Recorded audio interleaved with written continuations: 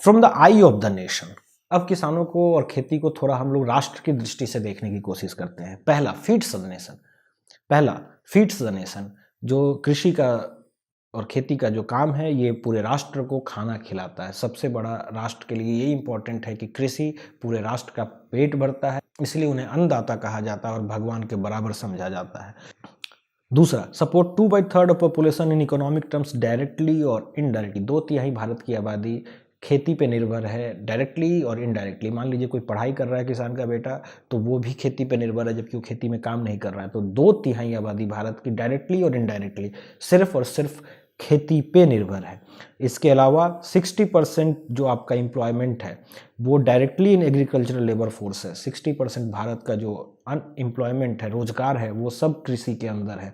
Over population है कृषि के अंदर, उसमें अधिकतर काम महिलाएं करती है, जैसा कि मैंने आपको बताया। और उसमें अगर आप खेतों में काम करते हुए 60 साल 80 साल की महिलाओं को काम करते हुए देखेंगे तो आपको बिल्कुल अच्छा नहीं लगेगा। ये एक राष्ट्र के लिए शर्म की बात है कि 80 साल की महिलाओं को अगर काम करना पड़ रहा है, उसमें भी कोई टेक्नोलॉजी नहीं है, कोई एडवांसमेंट नहीं है, उनको अगर पेंशन मिलता है तो 300 रुपये 500 रुपये महीना मिलता है। 300 और 500 रुपये में क्या ही करेगा इंसान।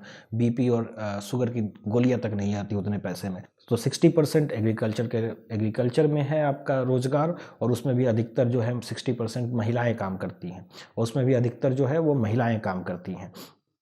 इसके अलावा ये काफ़ी अनऑर्गेनाइज है, पूरे भारत में बिखरा हुआ है, इसका कोई एग्जैक्ट डेटा किसी के पास नहीं है। और इन्हीं सब कारणों से भारत को कृषि प्रधान देश कहा जाता है, या फिर भारत किसानों का देश है ऐसा कहा जाता है।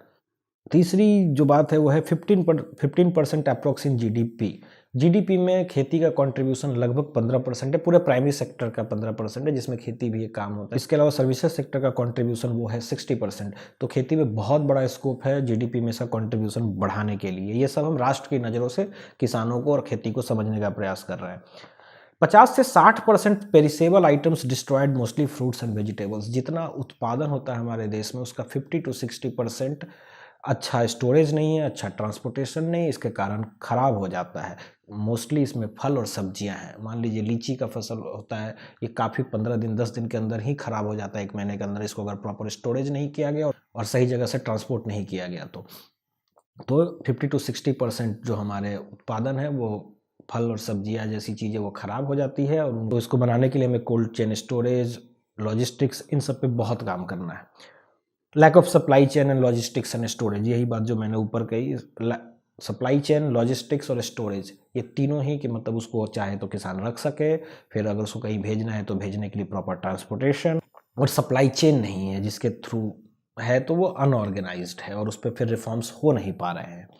फूड प्रोसेसिंग इंडस्ट्री, बून और बेन।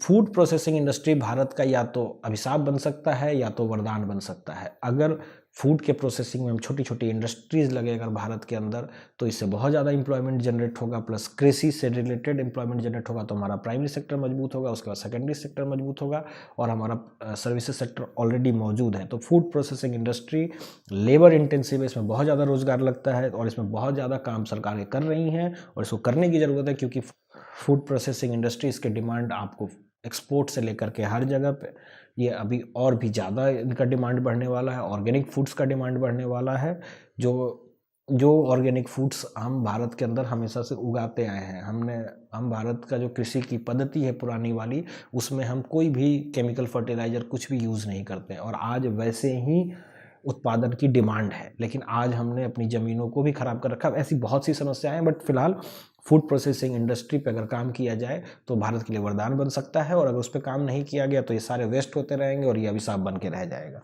सातवां प्रॉब्लम, उसमें बहुत ज़्यादा किसानों को सोशल प्रॉब्लम से गुजरना पड़ता है, जैसे फार्मर सुसाइड। हर 17 मिनट पे एक किसान आत्महत्या करता है। ये अपने आप पे भारत के लिए एक शर्मिंदगी से ज़्यादा कुछ भी नहीं है। इसके अलावा उनका जो इनकम लेवल है वो बहुत लो है, वो ढंग से खाना भी नहीं खा पाते हैं। अगर 6,000 3,000 5,000 महीने में आप क्या क्या कर सकते हैं, आप खुद से पूछिए, आपको इसका जवाब अच्छे तरीके से मिलेगा। एक और 8वीं समस्या है जो grading, sorting etcetera required to boost export. अगर भारत के खाद्यान्नों को आपको विदेशी बाजारों में एक्सपोर्ट करना है तो उनको ना ग्रेडिंग करनी होगी। जैसे अगर आप सपोज कीजिए कि लीची ही भेज रहे हैं बाहर में, तो लीची की भी अलग अलग क्वालिटी होती है, तो उनको छांटना, उनकी ग्रेडिंग करना, उनको प्रॉपर सर्टिफिकेशन करना, ये सब भी रिक्वायर्ड है। अगर आप एक्सपोर्ट को बढ़ावा देना चाहते हैं तो। उसके अलावा 9th management principles application in farming sector. Management principles का फार्मिंग सेक्टर में कोई खास इस्तेमाल हुआ नहीं है। डेयरी सेक्टर में अमूल और इन चीज़ों के कारण थोड़ा बहुत हुआ भी है, बट फार्मिंग सेक्टर इतना अनऑर्गेनाइज्ड है कंस्ट्रक्शन इंडस्ट्री की तरह, उसमें मैनेजमेंट प्रिंसिपल्स का एप्लीकेशन अच्छी तरह से हुआ नहीं है।